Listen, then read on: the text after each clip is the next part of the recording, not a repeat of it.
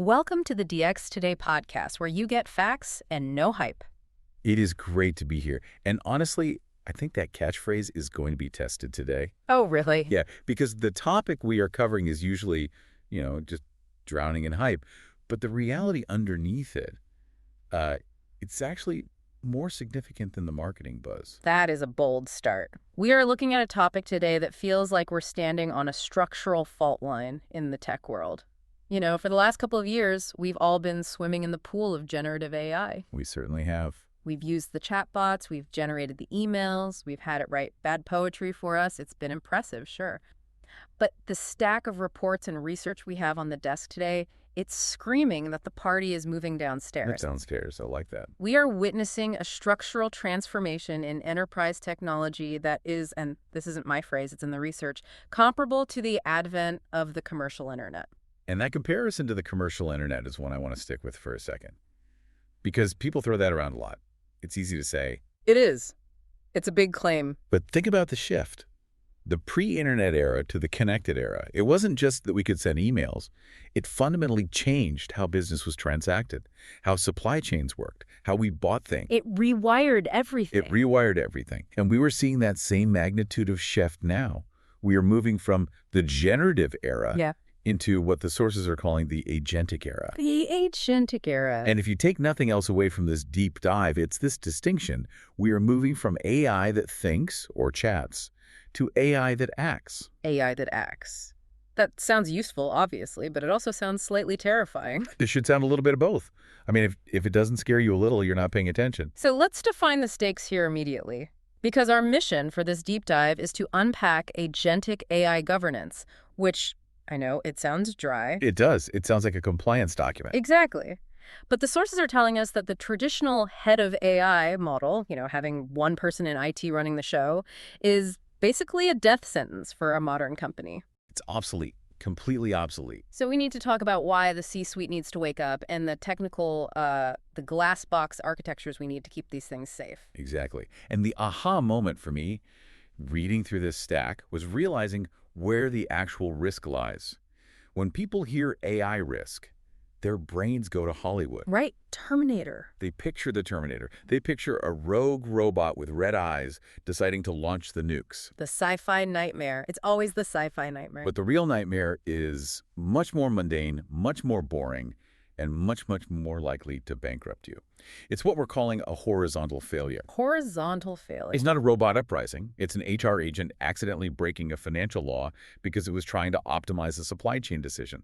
It's the boring stuff interacting in very, very dangerous ways. That is a perfect setup. So essentially, we are looking at a survival guide for the C-suite.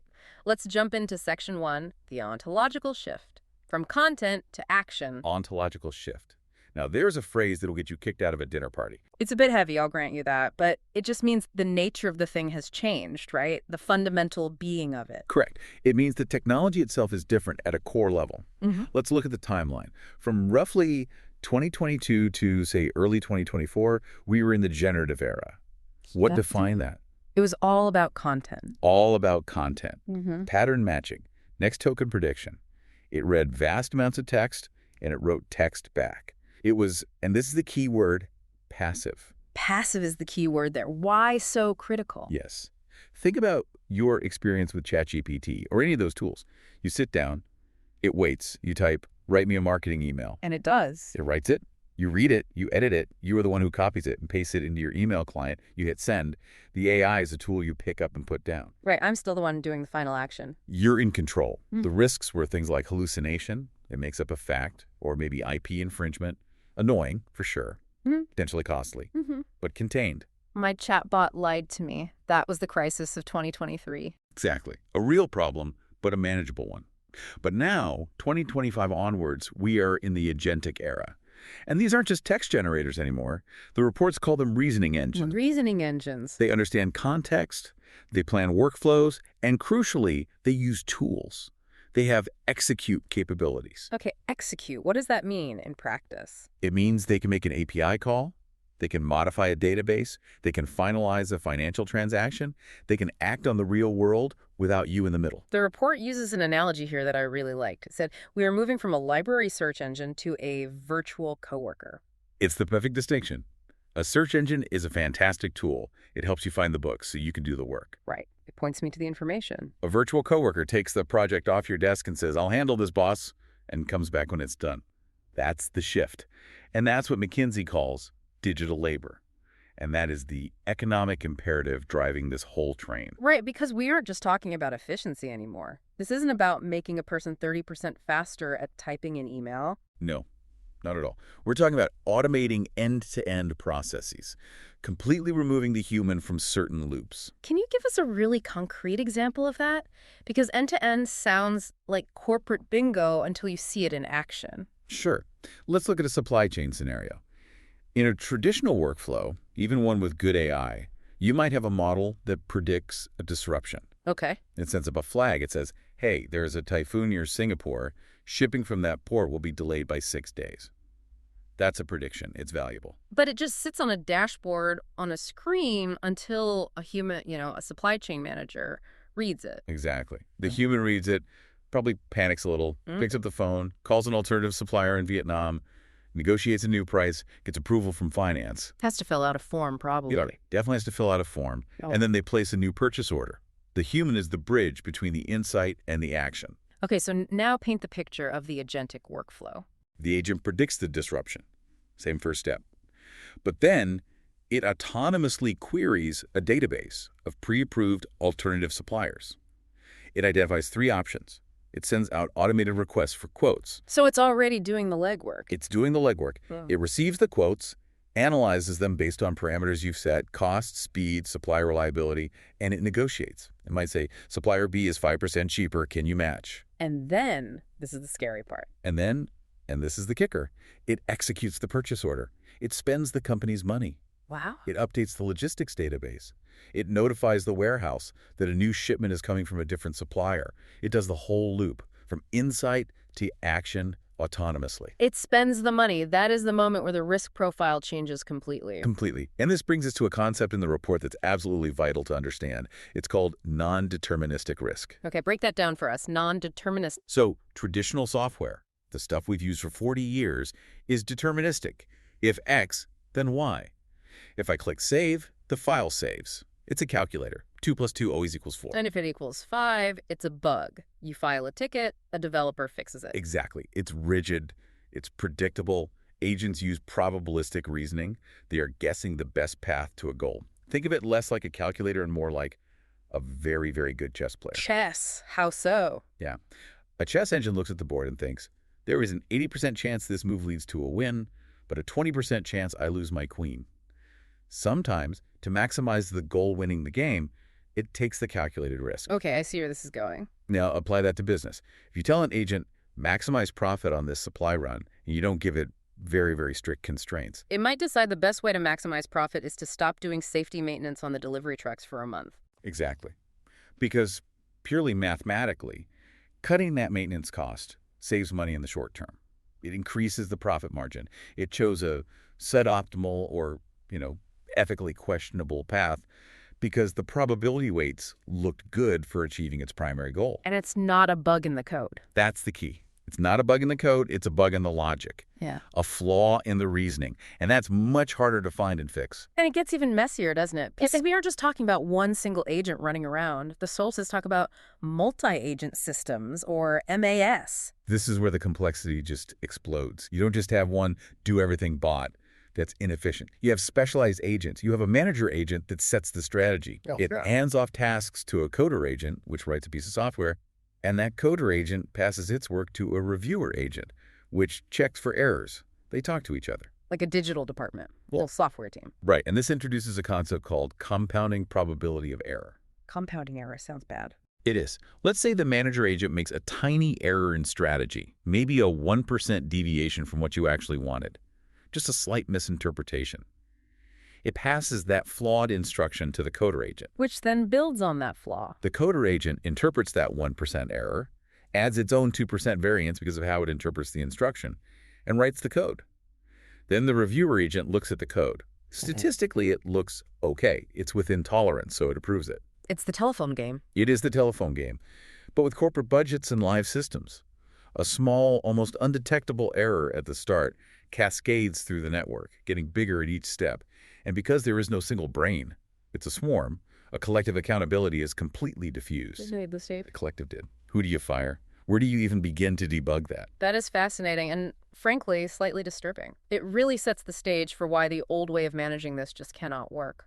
Which brings us right to Section 2, the governance crisis. Why centralized models are doomed to fail. The report is very, very blunt here. It effectively says, the role of the head of AI is dead. Metaphorically, I assume, we're not wishing anyone ill will. Well, the role itself, the concept, the idea that you can have one person, usually sitting in IT or maybe strategy, who is in charge of AI. That model works when AI is a tool in a shed. Right. You kept the hammer in the shed, the head of AI watches the shed. Simple. But agentic AI, as the sources say, is cross-functional by design. It ignores your carefully drawn org charts. It doesn't stay in the shed. It doesn't stay in the shed. It wanders around the building. It wanders the building and it opens doors it shouldn't. Think about it from an authority perspective. Does head of AI, who likely reports to the CIO, have the authority to authorize an agent to trade stocks? No, absolutely not. That's the CFO's territory. You'd be fired. Okay. Does the head of AI have the authority to let an agent access employee health records to optimize insurance plans? Definitely not. That's a huge HR and legal issue. PII, HIP, all of that. Can they authorize an agent to modify the corporate firewall to optimize network traffic? No way. Yeah. That's the CISO. The security chief would have a fit. Exactly. So if the head of AI tries to make those decisions, they are stepping on the toes of every other C-suite executive. If they try to centralize it and force everyone to come to them for approval, They become a massive bottleneck. a bottleneck. The business moves too fast. Marketing wants a bot to manage ad spend. Finance wants a bot for forecasting.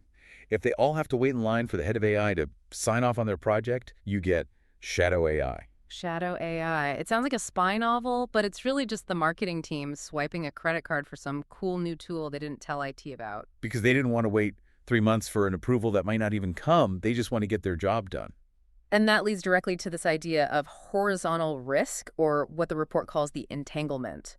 Risk is no longer vertical within a single department. It is interactional. The connections are where the danger is. I want to really dig into this because the scenarios in the source material were incredibly vivid. Let's walk through the HR finance IT nexus. I want you to tell this like a story. Set the scene. Okay, picture this. It's Tuesday morning. The quarter is ending soon. You have an agent, a shiny new one, and its goal is simple.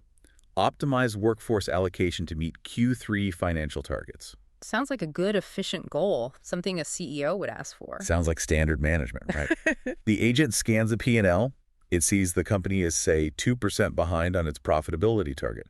It calculates that the fastest, most direct way to hit that number is to cut variable costs. Now, Put it logical, a bit ruthless, but logical. so at 9:02 a.m., it identifies the largest pool of variable labor costs, Right. contractors, and it executes a command to terminate all non-essential contractor hours for the rest of the month, effective immediately. Wow. Okay. But here's the entanglement. That action ripples across the organization horizontally. First, by cutting those hours instantly, it violates a master service agreement with the contracting firm that requires a 30-day notice period. So that's a legal violation. Strike one.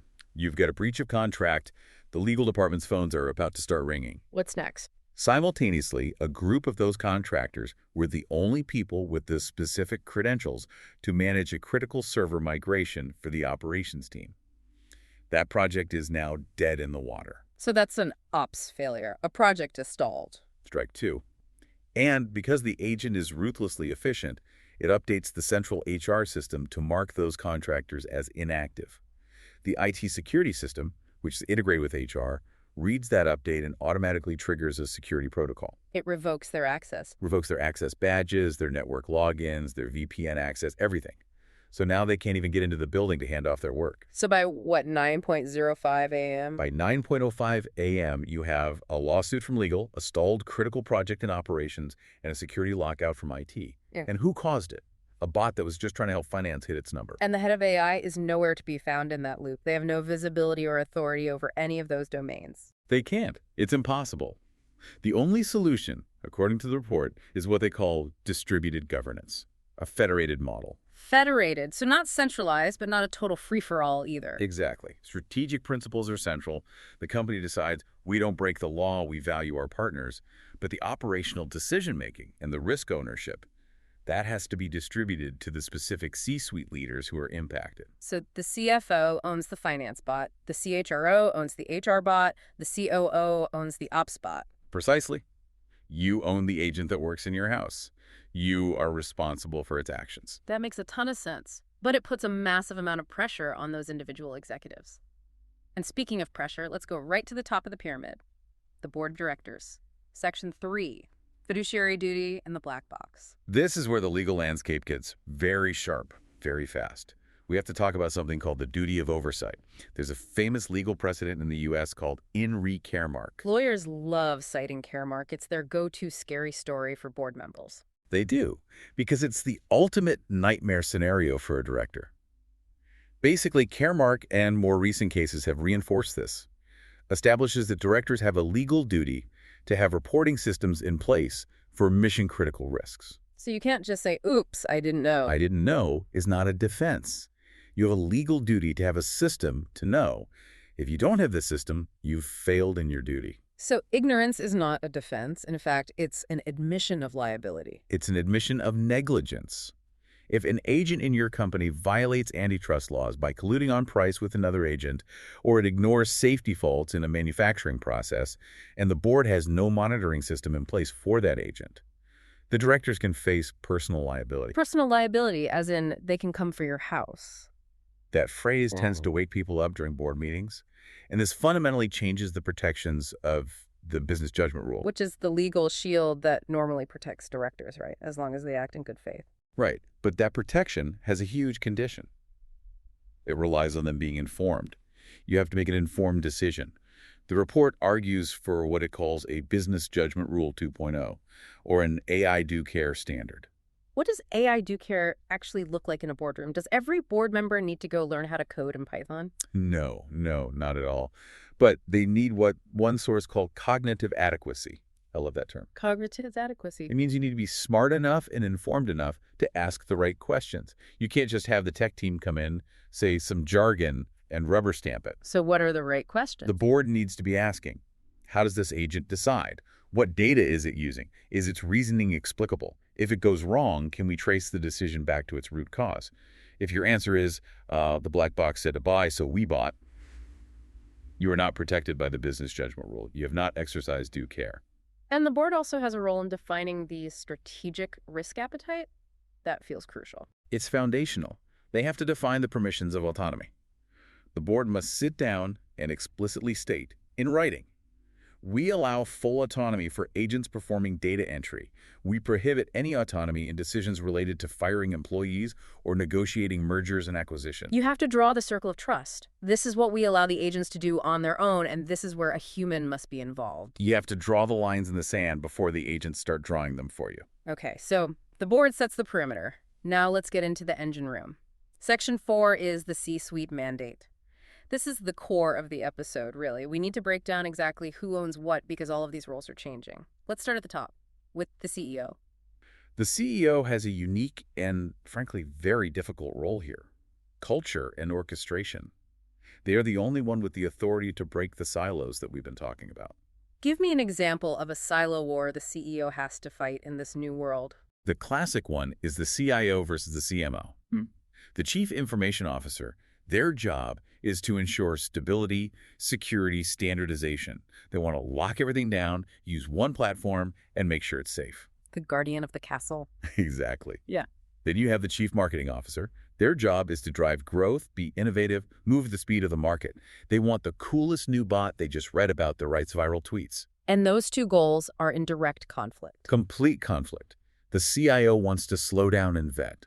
The CMO wants to speed up and experiment. If the CEO doesn't step in and say, here is our balanced approach, here is our risk appetite, here is how we will innovate safely, the company just paralyzes itself in internal squabbles. And the report mentioned something I found really interesting for the CEO, defining the human agent social contract. That sounds grand. It is grand, but it's absolutely necessary. The CEO has to set the narrative for the entire company. Are these agents tools to help us, or are they our replacements? Because if employees feel like they're just training the AI that's going to take their job. They will sabotage the implementation, consciously or unconsciously. They won't share their data. They'll feed the model bad information. The CEO has to define very clearly how humans and these new digital workers are going to coexist and collaborate. It's a culture question, and only the CEO can answer it. Okay, let's move to the CIO, the architect of trust. This sounds like a huge expansion of their role. It's a massive lift on the infrastructure side. They have to build what the reports are calling the Agentic AI mesh. We can't have a Tower of Babel situation. Where the finance bot speaks SAP and the HR bot speaks Workday, and they can't connect to each other. And you end up with data silos and chaos. The CIO needs to create an interoperable architecture where these specialized agents can securely communicate and share data. And they're the ones on the front lines fighting those shadow agents we talked about. Right. But the strategy here is interesting. The reports suggest that just banning them is a losing battle. Instead, the CIO should build a centralized agent store or foundry. Like an internal app store for the company? Exactly. Instead of playing whack-a-mole and saying, no, you provide a positive alternative. You say, look, if you want a bot to analyze sales data, don't go to some random website. Come to our internal agent store. We have 5 pre-vetted, secure, compliant bots you can download right now. They already connect to our data warehouse. You make the safe path the easy path. That's the only way it works. And finally, the CIO is responsible for the flight recorder. Deep logging. The deepest logging you can imagine. Every single action the agent takes, every query it runs, every decision it makes needs to be recorded in an immutable log. So if the plane crashes, you can rewind the tape and see exactly what sequence of events led to the failure. Okay, moving to the CFO, the person in charge of the money, what is their specific nightmare in the agentic era? 2 words, infinite loop. That sounds like a bad movie plot. It is a very bad financial reality. We call it cloud bill shock. Imagine an agent is tasked with solving a complex problem, and it gets stuck in a loop. It's trying to find a solution, and it keeps calling a paid API service, maybe a data provider or a complex computation service. And just keeps trying over and over. 10 times a second for 3 days straight over a holiday weekend when no one is watching. You could wake up on Tuesday morning to a cloud computing bill that has wiped out your entire quarterly profit. Oh, wow. I hadn't even thought of that. So the CFO's #1 job is to implement financial guardrails, hard budget caps. They need to be able to say, this specific agent is authorized to spend $500. If its cumulative cost hits $501, the power gets cut instantly. The financial circuit breaker. A hard stop. And then there's auditing. Auditing the non-deterministic is a whole new world. Traditional audits look at paper trails. Show me the signed invoice. Show me the approval email. Right. A human trail. Now, the auditor says, an agent approved this $100,000 expenditure.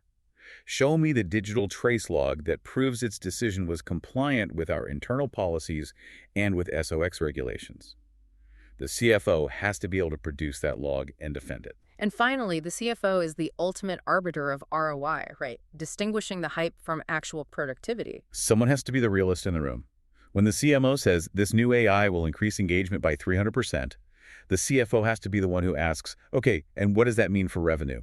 Show me the numbers. Let's talk about the CSO, the Chief Information Security Officer. This section really stood out to me because of the concept of non-human identities. This is a fundamental shift in security. For decades, identity and access management has been built around people.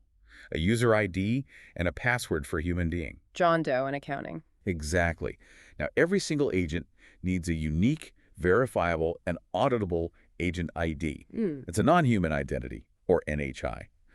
You need to know, with cryptographic certainty, that this specific bot is the one accessing the database, not some other bot, and certainly not a hacker pretending to be a bot. It needs a badge, just like a human employee. A digital badge. And the report talks about revocable credentials, which is critical. Why is that so important? Think about it.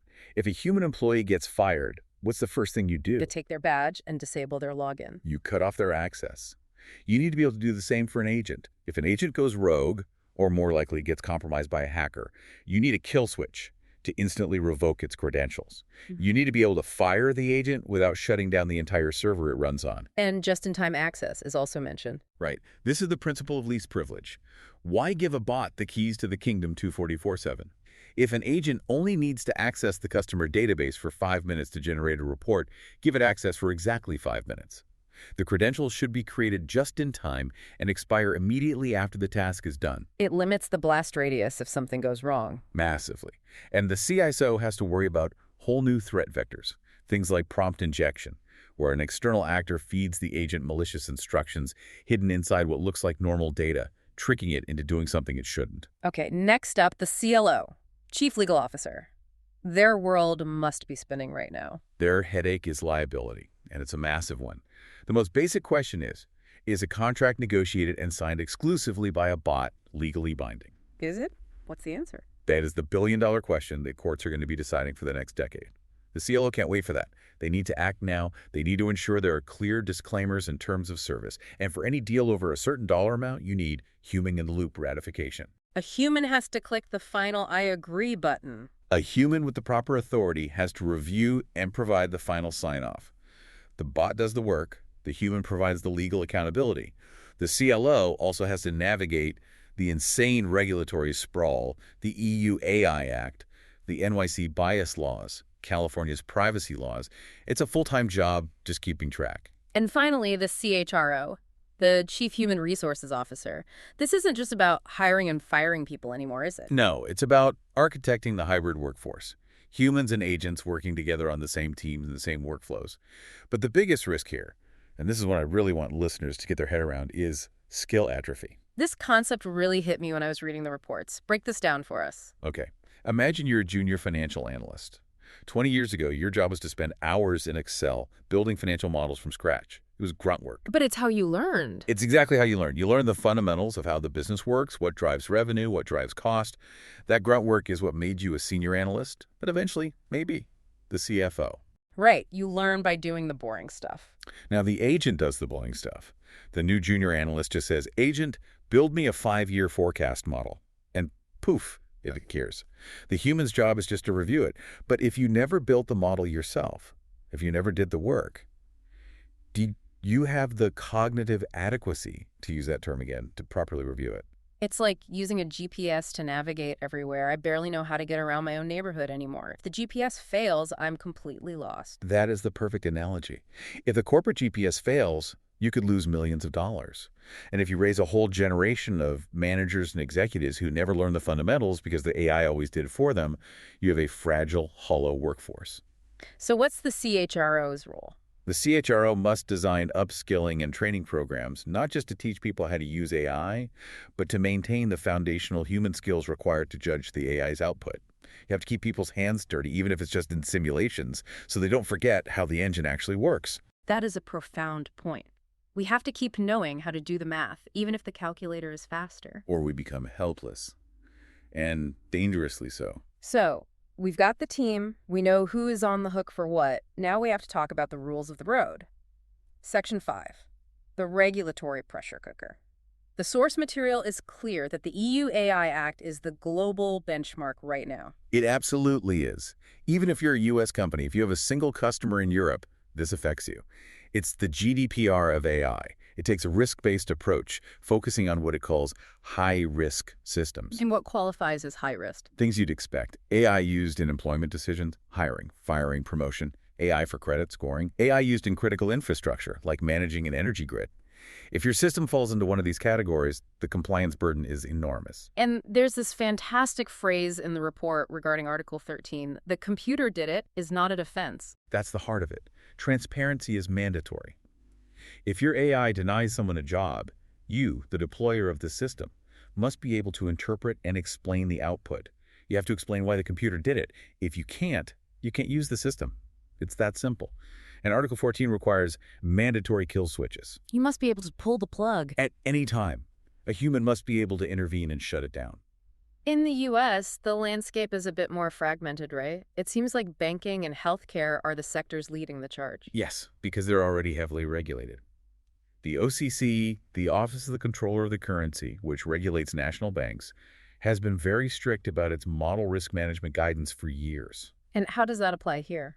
They've said very clearly, black boxes are unacceptable for material decisions like credit underwriting. You can't deny someone a mortgage and tell the regulator, well, the AI said so. You must be able to validate the decision logic, the inputs, and test for bias. And what about the FDA and healthcare? The FDA is focused on what it calls software as a medical device, or SANMD. If an agent is, say, adjusting a patient's insulin dosage based on real-time glucose monitoring, it cannot hallucinate. It cannot make a mistake. The tolerance for error is effectively zero, and the validation requirements are as rigorous as they are for a physical medical device. This all points in one direction, which the report calls the glass box imperative. We have to move from the opaque black box to an explainable glass box. Traceability. That is the key word for this entire section. We need the technical ability to reconstruct the chain of thought for any agent decision. The prompt it received, the internal thoughts or steps it took, the tools it decided to call, and the final action it took.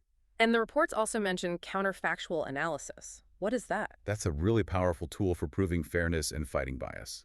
It's basically running a scientific experiment on your agent. You test it, here's a loan application, the agent approved it. Now, what would the agent have done if the applicant was a different gender, but all other data points were identical?